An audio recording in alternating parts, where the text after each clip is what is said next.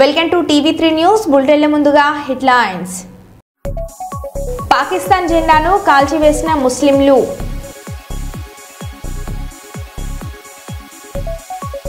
వ్యవసాయ మార్కెట్ యార్డ్ను ప్రారంభించిన బెల్లంపల్లి నియోజకవర్గం ఎమ్మెల్యే గడ్డం వినోద్ వెంకటస్వామి.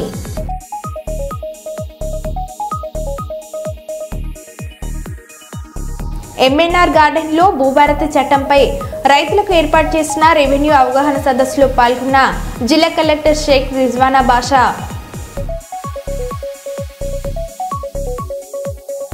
భీమా గార్డెన్స్లో ముఖ్య కాంగ్రెస్ కార్యకర్తల సమావేశం.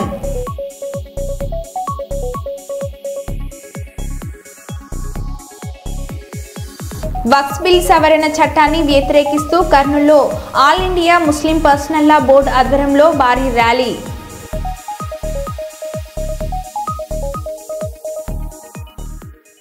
ఇక వివరాల్లోకి వెళ్తే ఏప్రిల్ 28వ తారీఖు 2025 సోమవారం హిందూ జ్ఞాన వేదిక ప్రబోధ సేవా సమితి తెలంగాణ రాష్ట్ర కమిటీ సభ్యులు 100 మంది ఆధ్వర్యంలో శ్రీ శ్రీ శ్రీ ఆచార్య ప్రబోధనంద యోగీశ్వరుల స్వామివారు రచించినటువంటి 101 తైత్ర సిద్ధాంత భగవద్గీత అనుబంధ ఆధ్యాత్మిక గ్రంథములు ఇంటింట పరిచయ కార్యక్రమం ఏర్పాటు చేయడం జరిగింది. ఇటు కార్యక్రమము 28 ఏప్రిల్ 2025 నుండి 6 మే 2025 వరకు 9 రోజులు గోదార్కని మండల కేంద్రంలో ప్రజలకు తైత్ర సిద్ధాంత భగవద్గీత పైన అవగాహన కల్పిస్తూ గ్రంథ పరిచయం ఏర్పాటు చేయడం జరుగుతుందని ఇటు నిర్వహణ భగవద్గీత భక్తి యోగం 10వ శ్లోక ఆధారంగా తైత్ర సిద్ధాంత ఆదికర్త ప్రబోధనంద యోగీశ్వర్ల వారి ఆశీస్సులతో జరుగుతున్నది.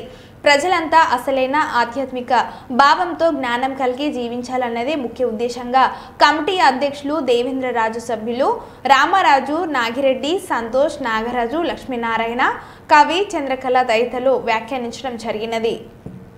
వేసవి సెలవుల్లో 10 రోజులు భగవద్గీత ప్రచారం చేస్తున్నాం. ఇక్కడ ప్రతి ఒక్కరు భగవద్గీత జ్ఞానం తెలుసుకోవాలని ఇంటింటికి డోర్ టు డోర్ భగవద్గీత ప్రచారం చేస్తున్నాము. అందరూ ఆత్మజ్ఞానం తెలుసుకొని కర్ణాటక మార్చుకోవాలని చేస్తున్నాము.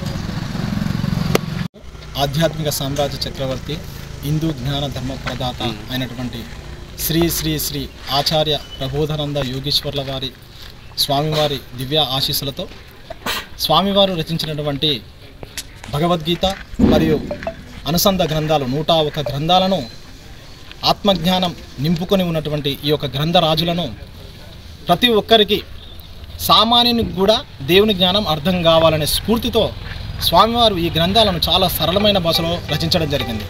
కాబట్టి ఈ యొక్క గ్రంథాలను ప్రతి ఒక్కరి దగ్గరికి తీసుకెళ్ళి గ్రంథ పరిచయం చేసి ప్రతి ఒక్కరు కూడా భగవద్గీతలో ఉన్నటువంటి ఆత్మజ్ఞానాన్ని తెలుసుకొని మీరు అహంకారంతో అజ్ఞానంతో సంపాదించుకుంటున్నటువంటి మనకు తెలియకుండా ఏదైతే మనం పాపం సంపాదించుకుంటున్నామో ఆ పాప నివారణ కావాలంటే ఆత్మజ్ఞానం ఒకటే శరణ్యం అని చెప్పేసి ఈ యావత్ ప్రపంచానికి స్వామివారు దేవుని సేవ అంటే ఏంటి అనేది తెలియపరిచినాడు. అదేవిధంగా శ్రీకృష్ణుల వారు భగవద్గీతలో చెప్పినట్టు భక్తి యోగము 10వ శ్లోకంలో అభ్యాసే పసమర్దోసి మత్కర్మో పరమోభవ మదర్థమపి కర్మాని కూర్వన్ సిద్ధి అవాప్ససి. అంటే మీరు మనసు నిలుపు అభ్యాసమునకు సమర్థత లేనివానివైతే నా పనులు చేయము, నా కొరకు పనులు చేయటం వలన నువ్వు మోక్షమును పొందవచ్చును అని చెప్పినాడు. అదేవిధంగా భగవద్గీత జ్ఞానము అగ్ని లాంటిది. ఏదైదాంసి సమిద్ధోగ్ని భస్మసాత్కురు తేజున జ్ఞానాగ్ని సర్వకర్మాని భస్మసాత్కురు తేతత. ఏ విధంగా అగ్నిలో కట్టెలు కాలిపోచునవో అదేవిధంగా జ్ఞానం అనే అగ్నిలో సర్వకర్మలు కాలిపోచునవని గీతా సారాంశము. ఈ యొక్క భగవద్గీత జ్ఞానం ప్రకారము స్వామివారు ఆదేశం ప్రకారము ఈరోజు ప్రతి ఒక్కరికి ఈ యొక్క గీతా జ్ఞానాన్ని ప్రతి ఒక్కరికి పరిచయం చేసి అందరూ దేవుని జ్ఞానాన్ని తెలుసుకొని మీ యొక్క పాపకర్మలు లేకుండా చేసుకొని ఆ దేవునిలోనికి ఐక్యం కావడానికి ఈ యొక్క గ్రంథాలు ఎంతో దోహదపడతాయని మేము తెలియజేస్తున్నాము. అదేవిధంగా భగవద్గీతలో ఎక్కడ కూడా కుల మతాల గురించి చెప్పలేదు, అందరూ కూడా సమానమే. ఎప్పుడైతే ద్వాపర యుగంలో శ్రీకృష్ణుడు భగవద్గీత చెప్పినప్పుడు ఎక్కడ కానీ మతం అనేది ప్రసక్తి లేదు. అంటే మతము లేనప్పుడు చెప్పినటువంటి ఏదైతే ఈ జ్ఞానం ఉందో ఈ జ్ఞానం ప్రతి ఒక్క మనిషికి సంబంధించింది, ఇది మతానికి సంబంధించింది, కులానికి సంబంధించిన జ్ఞానం కాదని కూడా ఈ యొక్క గ్రంథాల ద్వారా ప్రతి ఒక్కరికి మేము పరిచయం చేస్తూ వాళ్ళకి ఈ యొక్క సత్యాన్ని తెలియపరుస్తున్నాము. ఈ యొక్క ప్రచారాన్ని మీ వేసవి కాలంలో ఈ 28 తారీఖు 4వ నెల నుండి మరి వచ్చే నెల 6వ తారీఖు 5వ నెల వరకు కూడా అంటే 9 రోజులు ఈ యొక్క ప్రచారాన్ని గోదావరిలో నిర్వహించడం జరుగుతుంది. ప్రతి ఒక్కరికి కూడా జ్ఞానులుగా తయారు కావాలి, ప్రతి ఒక్కరు కూడా దేవుని జ్ఞానాన్ని తెలుసుకోవాలనే ఉద్దేశంతో ఈ కార్యక్రమాన్ని ప్రతి ఏటా కూడా నిర్వహిస్తున్నాము. ప్రతి సంవత్సరము దసరా సెలవులలో, సంక్రాంతి సెలవులలో, అదేవిధంగా వేసవి సెలవులలో కూడా ఈ యొక్క కార్యక్రమాలు చేస్తూ వస్తున్నాం. ఇంకా ముందు కూడా చేస్తాము. ఇదే విధంగా ప్రజల స్పందన మీడియా ద్వారా కూడా అందరూ జ్ఞానం తెలుసుకొని మీ యొక్క పాపపుణ్యాలు లేకుండా చేసుకోవాలని రైతు సిద్ధం ద్వారా తెలుపుతున్నాం. స్థానిక సుల్తానాబాద్ పట్టణంలోని ఎస్ఆర్ గార్డెన్లో 1999-2000 సంవత్సరం 10వ తరగతి విద్యార్థుల ఆత్మీయ సమ్మేళనాన్ని నిర్వహించారు. ఈ కార్యక్రమంలో విద్యార్థులు తమ ఉపాధ్యాయులను జ్ఞాపికలతో సన్మానించారు. ఉపాధ్యాయులు మాట్లాడుతూ 25 సంవత్సరాల తర్వాత ఈ ఆత్మీయ సమ్మేళనాన్ని ఏర్పాటు చేసినందుకు చాలా సంతోషంగా ఉందని, విద్యార్థులు సంతోష సమయంలోనే కాకుండా కష్టాలలో సైతం ఒకరికొకరు తోడుగా ఉండాలని సూచించారు. విద్యార్థి మాట్లాడుతూ మా గురువులు తమ యొక్క విలువైన సమయాన్ని కేటాయించి ఈ ఆత్మీయ సమ్మేళనానికి వచ్చినందుకు హృదయపూర్వక కృతజ్ఞతలు తెలుపుతున్నామని, వారు నేర్పిన విద్య తాము ఈ స్థాయిలో ఉండడానికి ఎంతోగానో ఉపయోగపడిందని అన్నారు. ఈ కార్యక్రమంలో అందరం ఒకే చోట కలుసుకోవడం చాలా ఆనందంగా ఉందని అన్నారు.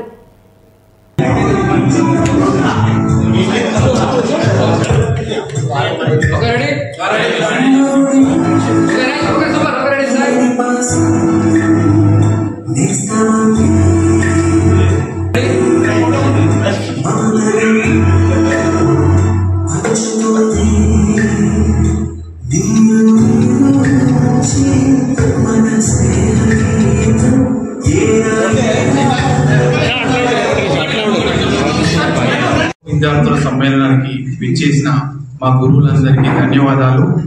ఎందుకు అనగా ఈ 25 సంవత్సరాల తర్వాత కూడా మా కోసం వారి విలువైన సమయాన్ని కేటాయించి మా కోసం ఇక్కడి వరకు వచ్చి మమ్మల్ని మా మిగతా మిత్రుల్ని అందరినీ సంతోషపరిచారు. అదేవిధంగా వారికి మాకు ఉన్నత శిఖరాలను అధిరోహించడానికి వారు చెప్పిన చదువులు కానీ వారు నేర్పిన విద్య కానీ ఎంతో ఉపయోగపడింది కావున వారికి ప్రత్యేకంగా ధన్యవాదాలు తెలుపుకుంటున్నాం. మీకు ఎలా అనిపిస్తుంది? చాలా సంతోషంగా ఉంది. ఈ పూర్వ విద్యార్థి సమ్మేళనం 25 సంవత్సరాల తర్వాత మేము ఇక్కడ రీయూనియన్ గా ఉండడం, అదేవిధంగా మా మిత్రుల నుంచి సపోర్ట్ దొరకడం, అదేవిధంగా మా ఉపాధ్యాయులు కూడా మాకు అందుబాటులో ఉండడం, వారందరూ రావడం చాలా సంతోషంగా ఉంది. వారు వస్తారని కల్లో కూడా అనుకోలేదు. ఎందుకంటే వారందరూ మొదట కొంచెం ఇది అవుతుందా కాదా, ఎందుకంటే ఇంతకు ముందు జరిగిన సంఘటనలను వాళ్ళు గుర్తు చేసుకున్నారు. కానీ మా మిత్రుల సహాయంతో ఇంత గ్రాండ్ సక్సెస్ అయినందుకు మేము చాలా సంతోషంగా ఉన్నాం. 25 సంవత్సరాల కింద ఉన్నటువంటి 10th క్లాస్ స్టూడెంట్స్ మాకు గురువులకు ఘనమైన సన్మానం చేయడం, ఆత్మీయ సమ్మేళనంలో అందరినీ మమేకం చేయడం నిజంగా ఇది చరిత్రలో కూడా ఒక ఆనందమైన అనుభూతి.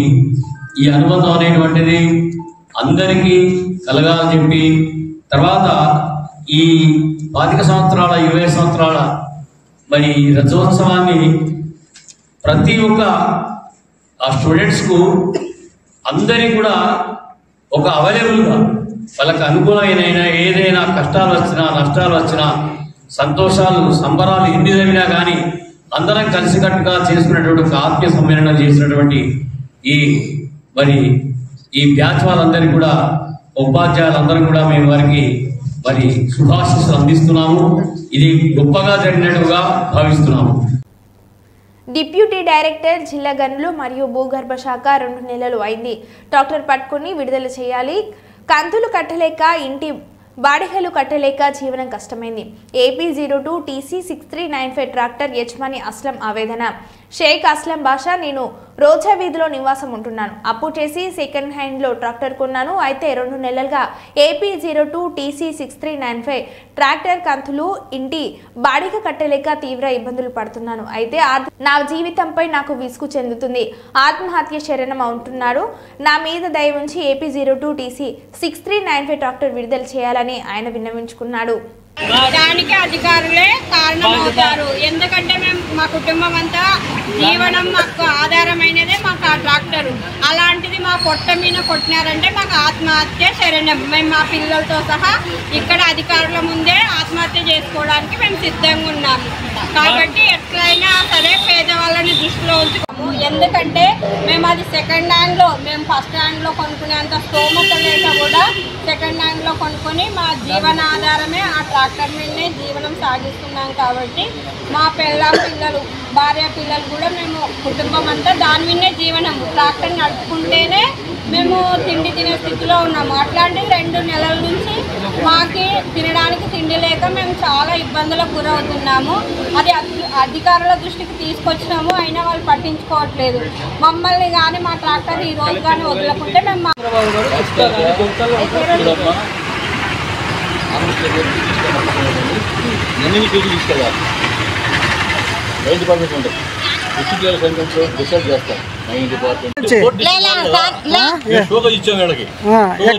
शोकस दिया तेरे को పైకి వస్తే మీకు ఫైల్ చూపిస్తాను.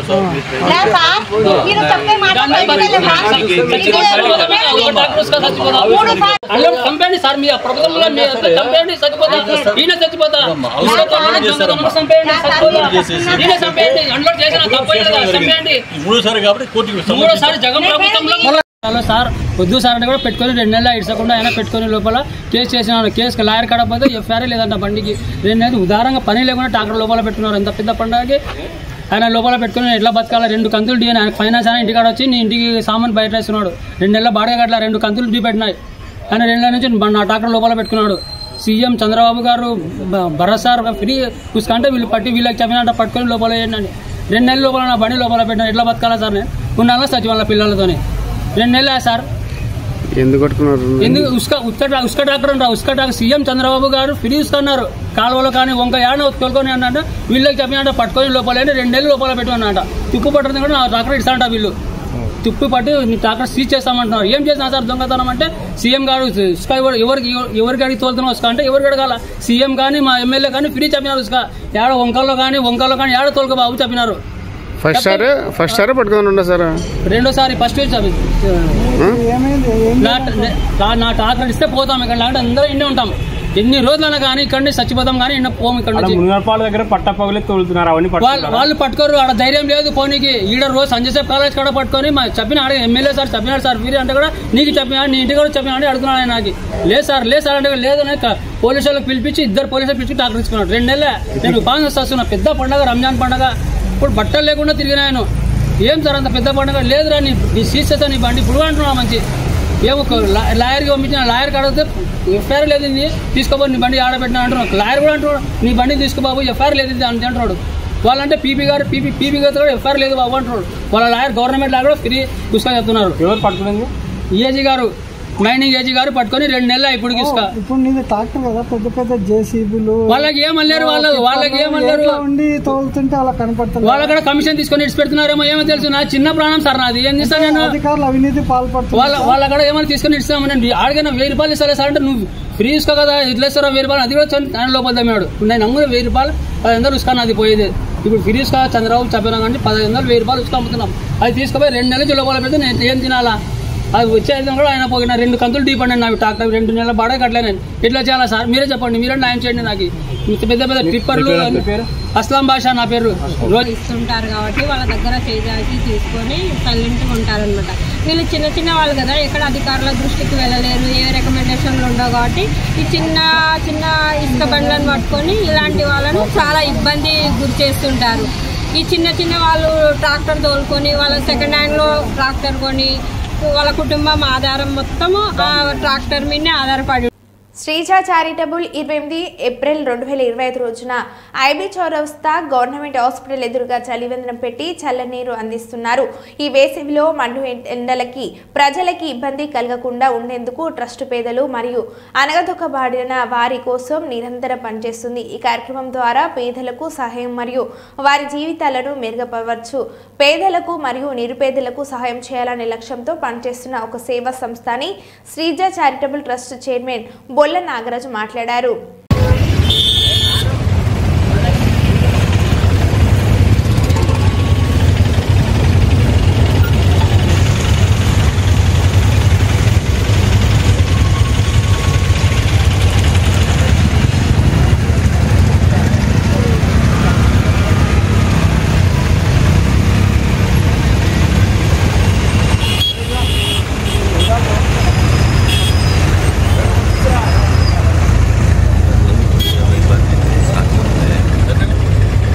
మంచిర్యాల జిల్లాలోని బెల్లంపల్లి నియోజకవర్గంలో మామిడి వ్యవసాయ మార్కెట్ యార్డ్ను ప్రారంభించిన బెల్లంపల్లి నియోజకవర్గం ఎమ్మెల్యే గడ్డం వినోద్ వెంకట స్వామి. మంచిర్యాల జిల్లాలోని 3 నియోజకవర్గాలకు సంబంధించిన మామిడి వ్యవసాయ మార్కెట్ యార్డ్ లేక గత కొన్ని సంవత్సరాల నుంచి రైతులు ఇబ్బంది పడుతున్నారు. మరి ఈరోజు ఫ్రూట్ ఎక్స్ కంపెనీ వారి సౌజన్యంతో బెల్లంపల్లి పట్టణంలో మార్కెట్ యార్డ్ లేక పక్క రాష్ట్రాలకు వెళ్లి అక్కడ దళారుల చేత మోసపోవడం మరియు రోడ్డు ప్రమాదాలకు జరిగి ప్రాణాలు కోల్పోతున్నారు మరియు దారి దోపిట్లకు గురవుతున్న సందర్భంలో బెల్లంపల్లి నియోజకవర్గంలోని వ్యవసాయ మార్కెట్ యార్డ్ను సద్వినియోగం చేసుకోవాలని రైతులను కోరారు. 2 షెడ్లు సార్. దీనికి సంబంధించి అయితే ఈరోజు మనం మార్కెట్ యార్డ్ ప్రారంభిస్తున్నాం, కానీ వీటిని కోల్డ్ స్టోరేజ్ ప్లాంట్ ఏర్పాటు చేయడానికి కూడా మీ వంతుగా మీరు కృషి చేయాలని చెప్పి కోరడం జరుగుతుంది సార్. ఎందుకు అంటే ఈ కోల్డ్ స్టోరేజ్ ప్లాంట్ మనకి మార్కెట్కి మామిడికాయలు కాకుండా ఇతర పండ్లు కూడా వచ్చినప్పుడు వాటిని ఇక్కడ అమ్మడం కొద్దిగా ఆలస్యమైనా లేకుంటే రైతుకు గిట్టుబాటు ధర రాకపోవడం కానివ్వండి, అట్లా కొద్దిగా ఆలస్యమైనప్పుడు రైతు ఆ కోల్డ్ స్టోరేజ్ ప్లాంట్లో వాటిని నిల్వించుకోవడం వల్ల రైతుకు తన అనుకున్న గిట్టుబాటు ధరకు కూడా అమ్ముకోవడానికి వీలుగా ఉంటుంది. కాబట్టి మరి గౌరవనీయులు పెద్దలు వారి యొక్క ప్రత్యేక నిధులతోనే ఆ కోల్డ్ స్టోరేజ్ ప్లాంట్ కూడా వారు కృషి చేయాలని చెప్పి ఈ సందర్భంగా కోరడం జరుగుతుంది. సుమారు మన మంచిర్యాల జిల్లా వ్యాప్తంగా 18,000 ఎకరాలు మామిడి తోటలు సాగవుతున్నాయి. ఈ 18,000 ఎకరాలు మన పక్క రాష్ట్రంలో ఉన్నటువంటి నాగ్పూర్, చంద్రపూర్ వంటి రాష్ట్రాల మీద ఆధారపడి బతుకుతున్నాము. ఎందుకనంటే వారు మన పండించిన పంట అక్కడ తీసుకెళ్లిన తర్వాత వారు ఎంత చెప్తే అంత వారికి ఏది తోస్తే అదే. మరి అంతేకాకుండా మనం వెళ్ళే దారి దోపిడీ కానివ్వండి, మరి అంతేకాకుండా రోడ్డు ప్రమాదంలో ఎంతో మంది రైతులు అమరులు అవుతున్నారు. కాబట్టి ఇవన్నింటినీ దృష్టిలో పెట్టుకొని ఇప్పుడు మన బెల్లంపల్లి పట్టణంలో ఈ యొక్క వ్యవసాయ మార్కెట్ యార్డ్ ప్రారంభమైంది. చాలా సంతోషం. అంతేకాకుండా అయితే ఇక్కడ రైతులకి కొంతమందికి లైసెన్సులు ఈ సమస్య ఉన్నదని చెప్పి కూడా వారు చెప్పడం జరిగింది. ఈ లైసెన్సుల ప్రక్రియ కూడా సార్ చూడాల్సిందిగా కోరుతున్నాము. ఈ అవకాశం కల్పించినందుకు బెల్లంపల్లి నియోజకవర్గ ఎమ్మెల్యే గారికి గడ్డం వినోద్ వెంకటస్వామి గారికి రైతుల తరఫున మేము అభినందనలు తెలియజేస్తున్నాం. ఈ అవకాశం కల్పించినటువంటి కార్పూర్ రామచంద్రన్ కూడా ధన్యవాదాలు తెలియజేస్తున్నాం.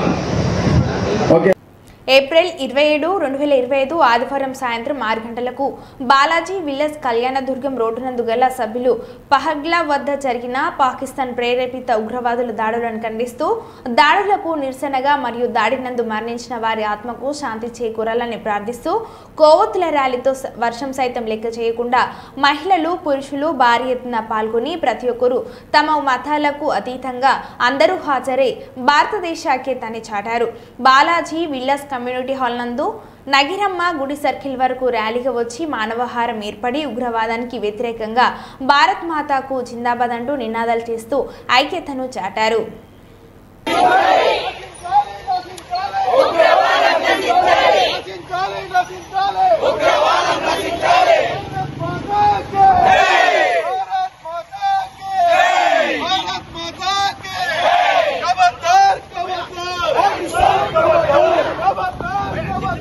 पाकिस्तान खबरदार खबरदार खबरदार पाकिस्तान खबरदार भारत माता के नसीम चले नसीम चले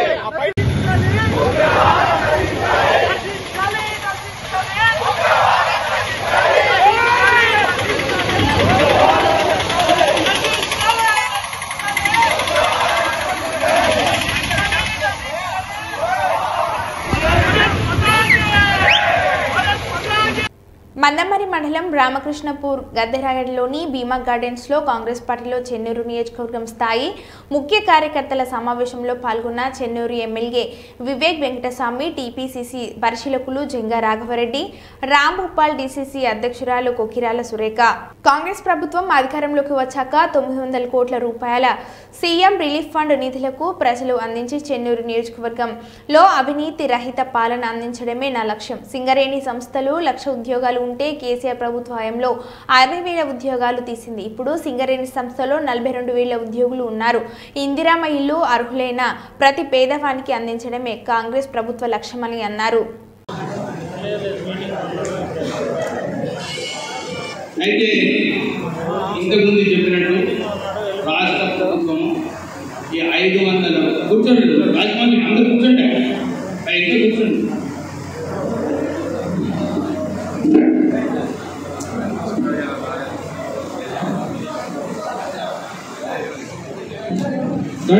కుర్చీలో ఉన్నాయి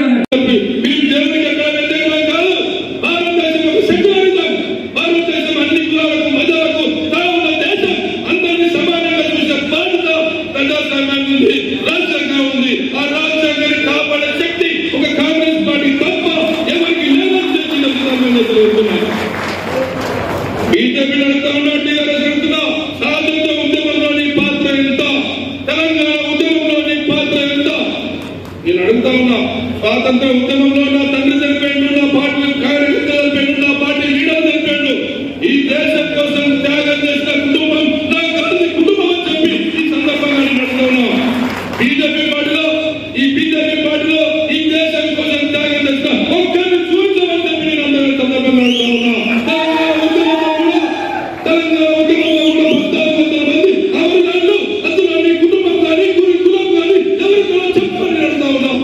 యూత్ కాంగ్రెస్ మహిళా కాంగ్రెస్ ప్రాంతీయ ఆర్గనైజేషన్ ఇంకా ముఖ్య కార్యకర్తలందరికీ కూడా నమస్కారం.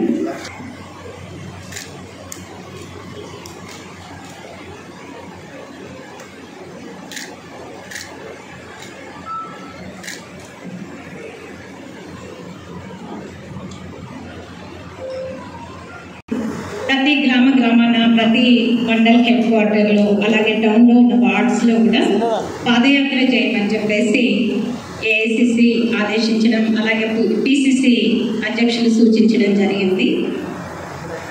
దానికి సంబంధించిన ప్రతిజ్ఞ ఒకటి చేద్దాం. మనం దాన్ని తిప్పికొట్టే అవసరం ఉన్నది. నిన్న కూడా సుమన్ వచ్చినప్పుడు చెప్తున్నాడు, అరే నేను ఇసుక దందా అని చెప్పినాడు. అందరు కూడా నేను నిన్న ఇందారం పోయేటప్పుడు వాళ్ళందరూ కూడా అడిగినారు, సార్ మీరు వచ్చిన తర్వాత ఇక్కడ ఇసుక దందా అంతా బంద్ అయింది. ఇంతకుముందు రాత్రి కూడా చూస్తే వేలాది లారీలు ఇసుకతోనే హైదరాబాద్ తరలించడం జరుగుతుంది. ఇవాళ రేపు మాకు ఏమి కనబడతలేదు సార్, యాక్సిడెంట్ కూడా అయితలేవు అని చెప్పి వారు చెప్పడం జరుగుతుంది. అంటే ఏమన్నమాట, మన ప్రభుత్వం వచ్చిన తర్వాత ఎవరు కూడా ఇసుక దందా చేయొద్దని చెప్పి ఒక నిర్ణయం తీసుకోవడం జరిగింది. మీరందరూ కూడా సరిగా సహకారం చేస్తున్నారు. నేను ఒక అప్పీల్ మన కార్యకర్తలకు అందరికీ కూడా ఇందిరమ్మ ఇల్లులైనా కానీ గుడ్లకైనా కానీ ఏమైనా శాండ్ అవసరం ఉంటే ఇసుక అవసరం ఉంటే మీరు దినం కూడా చేయండి. రాత్రి కూడా చేస్తే ఏదో అవకతవకలు అనుకుంటారు. మీరు మీ అందరికీ అప్పీల్ చేస్తున్నాను, మీరు దినం కూడా మీకు పర్మిషన్ తీసుకోండి. ఎంఆర్ఓకి స్ట్రిక్ట్ ఇన్స్ట్రక్షన్స్ ఉన్నాయి. ఇలాంటి కార్యక్రమాల కోసము మనకు పర్మిషన్ ఈజీగా లభిస్తుంది. మీరు అందరూ కూడా పాటించాలని చెప్పి మీరు, ఎందుకంటే మనం తిప్పి కొట్టాలి. టీఆర్ఎస్ ఏదైతే ప్రచారం చేస్తుందో మనం ఛాలెంజ్ చేయాలి వాళ్ళకు. ఏదైతే మీరు తప్పుడు ప్రచారం చేస్తున్నారో ఇక్కడ అట్లా జరుగుతలేదు. నిజంగా ఎక్కడైనా ఎవరైనా ఏమైనా చేస్తే చెప్పండి, ఆఫీసర్స్ ఉన్నారు, వాళ్ళు డైరెక్ట్ యాక్షన్ తీసుకుంటారు. మీ హయాంలో ఏదైతే వేలాది కోట్ల రూపాయలు టీఆర్ఎస్ నాయకులు ఇసుక దందాలతో సంపాదిస్తున్నారో అవన్నీ కూడా కథం కావడం జరిగింది. వాళ్ళకు మెస్సులు అవ్వట్లేదు. అరే మా అందాన్ని పోయిందని చెప్పి వాళ్ళందరూ కూడా బాధపడతారు. ఇంకో విషయం అన్నాడు, అరే వెజిటబుల్ మార్కెట్ అన్నాడు. నేను అదే ప్రశ్నిస్తున్నాను. అక్కడ చేతుల్లో నేను పోయినప్పుడు అందరూ వెజిటబుల్ వెండర్స్ అందరినీ కూడా అడిగినప్పుడు, సార్ మేము ఇక్కడనే అమ్ముకుంటున్నాము, మాకు ఇక్కడనే మంచి ఫెసిలిటీ చేయండి, వాళ్ళ వెజిటబుల్ మార్కెట్ పోతే ఇబ్బందులు అవుతాయని చెప్పి ఎవరు కూడా పోనీకి సిద్ధంగా లేదు. అంటే నాకు అనిపించింది టీఆర్ఎస్ హయాంలో ఈ బిల్డింగ్లు ఏదైతే కట్టినారో చాలా చోట్ల కూడా కేవలం కమిషన్ల కోసం బిల్డింగ్లు కడితే కమిషన్లు వస్తాయని చెప్పి ఈ ఖాళీగా ఉన్న చాలా చోట్ల వెళ్ళి చూస్తే ఈ బిల్డింగ్లన్నీ కూడా ఖాళీగా ఉన్నాయి. అంటే అర్థమైంది, వీళ్ళు కేవలము కమిషన్లు దోచుకుని రోడ్లు సరిగా లేవు. ప్రజాస్వామ్యం గురించి మాట్లాడే నైతిక హక్కు కేసీఆర్కు లేదని పొంగులేటి అన్నారు. పోలీసు వ్యవస్థను గురించి మాట్లాడుతున్నారు, ఏదో డైరీలో రాస్తానంటున్నారు. ప్రజాస్వామ్య బద్ధంగా మాట్లాడుతున్నారు. ప్రజాస్వామ్యం గురించి మాట్లాడే నైతిక హక్కు అర్హత ఉందా గౌరవ మాజీ ముఖ్యమంత్రి గారు? మొగుడు పెళ్ళం ఫోను మాట్లాడుకున్నా అన్నా తమ్ముడు ఫోన్ మాట్లాడుకున్నా, ఒక రాజకీయ పార్టీలో ఒక నాయకుడు ఇంకొక నాయకుడు మాట్లాడుకున్నా, మీ వ్యవస్థని వాడి, మీ సమస్యలను వాడి ఫోను ట్యాపింగ్ కార్యక్రమాన్ని చేపట్టి మొగుడు పెళ్లాల మధ్య, అన్నా తమ్ముల మధ్య, చివరికి గౌరవ జడ్జిల ఫోన్లు కూడా ట్యాప్ చేసి ఆ ట్యాప్ చేసిన తొత్తులనందరినీ విదేశాల్లో ఉంచి ఈనాడు ఇక్కడుండి డ్రామా ఆడి ప్రజాస్వామ్యాన్ని గురించి మీరు మాట్లాడుతున్నారంటే ఇంతకంటే ఇంకేమైనా అవహేళన ఉంటుందా గౌరవ మాజీ ముఖ్యమంత్రి గారు? మరో బులెటిన్లో మళ్ళీ కలుద్దాం. Stay tune.